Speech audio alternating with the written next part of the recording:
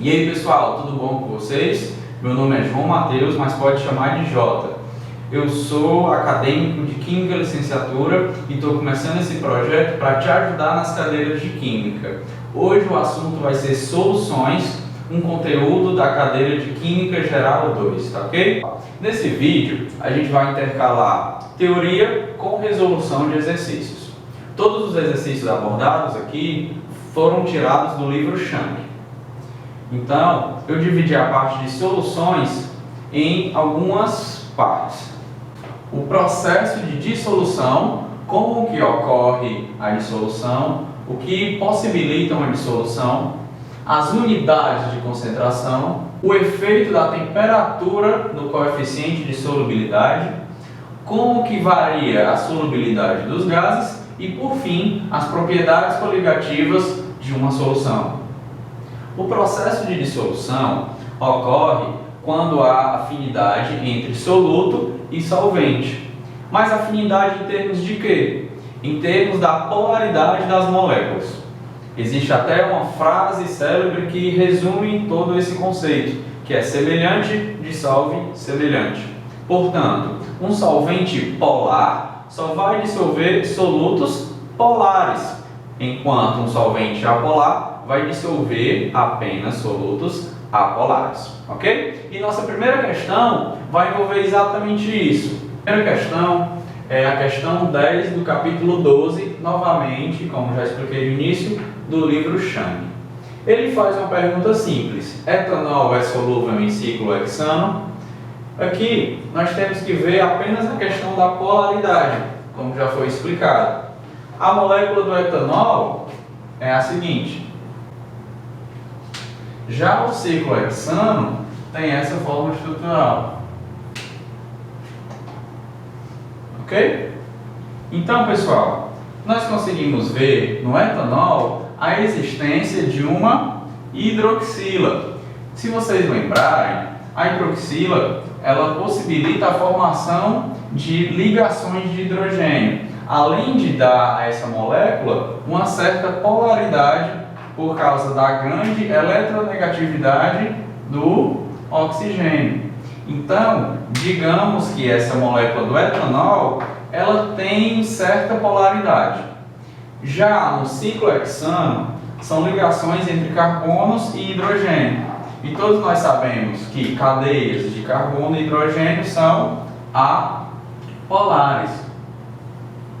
Portanto, eu estou querendo dissolver etanol, um soluto com certa polaridade, em um solvente que é totalmente apolar. Então, nós podemos concluir com essa característica dos dois que não será solúvel.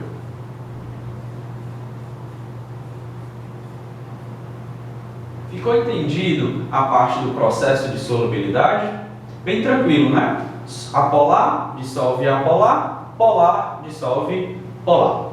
O que a gente tem para falar do processo de solubilidade é exatamente isso. Agora nós vamos passar para as unidades de concentração. Nós temos inúmeras unidades de concentração. Mas por que isso? Por que não padronizar? Porque as unidades de concentração servem para diversos usos. Então, cada uso específico tem sua unidade que se encaixa melhor nesse uso. O que é importante aqui? Saber como calcular cada uma e saber relacionar elas, ok? Vamos começar estudando a concentração comum e a concentração molar.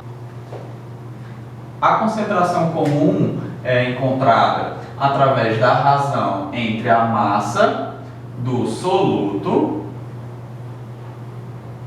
que é dada em gramas, e o volume da solução. Lembrando que quando eu falo de solução, eu estou falando de soluto mais o solvente.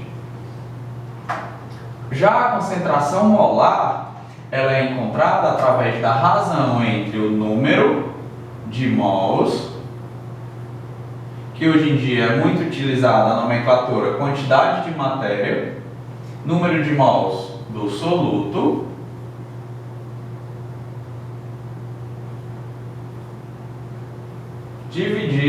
pelo volume da solução.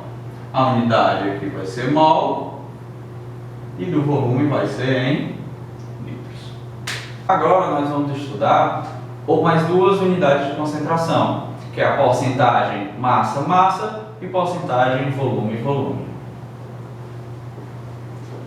A porcentagem massa-massa ela é encontrada através da razão entre a massa do soluto dividido pela massa da solução, tudo isso vezes 100. Por quê? Para no final você ter um resultado em porcentagem. Já a porcentagem volume-volume, você tem volume do soluto dividido pelo volume da solução, vezes 100%. Mais uma vez, por que 100% multiplicado? Para no final você encontrar em porcentagem, para ficar mais fácil você utilizar esse número. Importante lembrar que nessa unidade de concentração é super importante que a massa do soluto e a massa da solução estejam na mesma unidade. Não importa qual, só importa que estejam na mesma unidade. Se você colocar soluto em gramas, a solução também tem que vir em gramas. Assim, da mesma forma, a porcentagem em volume. Se você utilizar volume do soluto em mililitros, o volume da solução também deve vir em mililitros. E assim com qualquer outra unidade de volume. Agora nós vamos ver uma unidade muito peculiar, que é o ppm. Nós utilizamos o ppm para concentrações muito baixas. ppm, o nome da unidade, já explica como você vai encontrar esse valor. ppm significa partes por milhão. Ou seja, 1 ppm equivale a uma parte dividido por 1 milhão de partes. Ok? E aí, como é que eu vou fazer para essa parte ser uma unidade palpável, em grama, mililitro? Existem maneiras fáceis de transformar uma concentração em ppm. Por quê? Vamos ver quais são os exemplos de unidade que estão aplicados já na forma de ppm. Miligrama do soluto dividido por quilograma da solução. E por que miligrama do soluto dividido por quilograma da solução já está em ppm?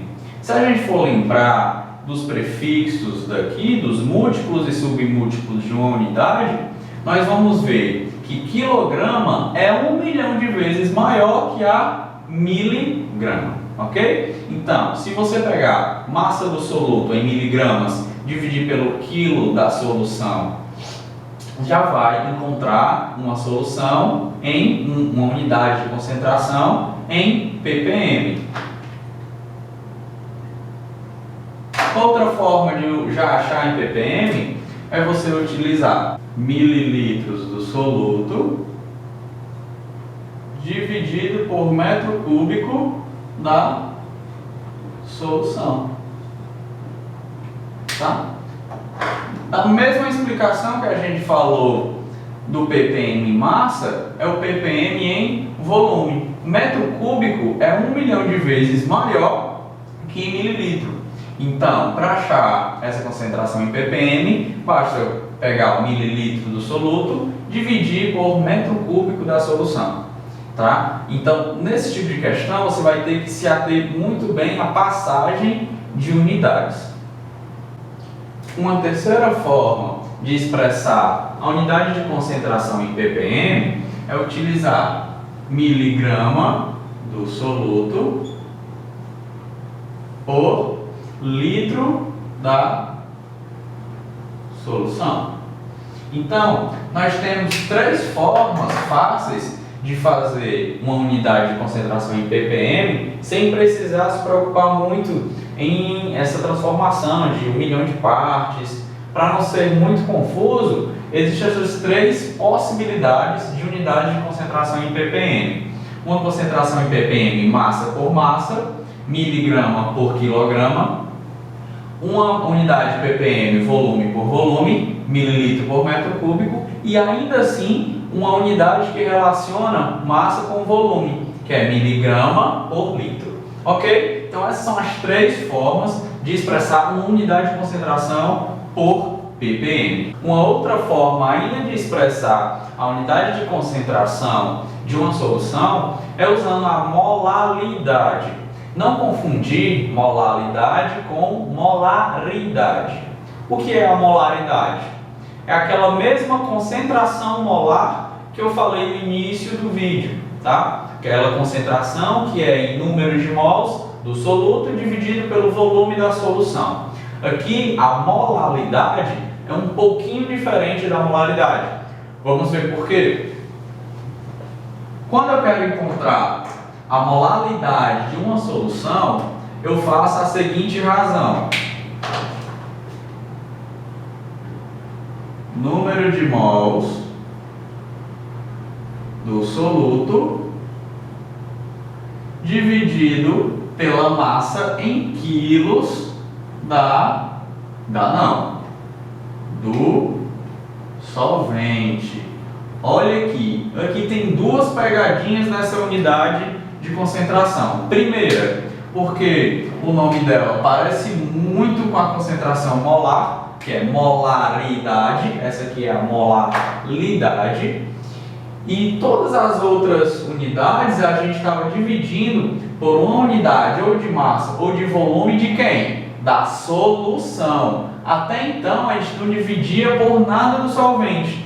E a molaridade vem justamente para utilizar essa ferramenta do solvente, de dividir apenas pela massa do solvente. Por favor, não esqueçam, molaridade é número de mols de soluto pela massa em quilos do solvente, não mais da solução, ok? Nós vamos ver a utilidade na molaridade, porque que ela é apenas do solvente, quando a gente chegar em propriedades coligativas.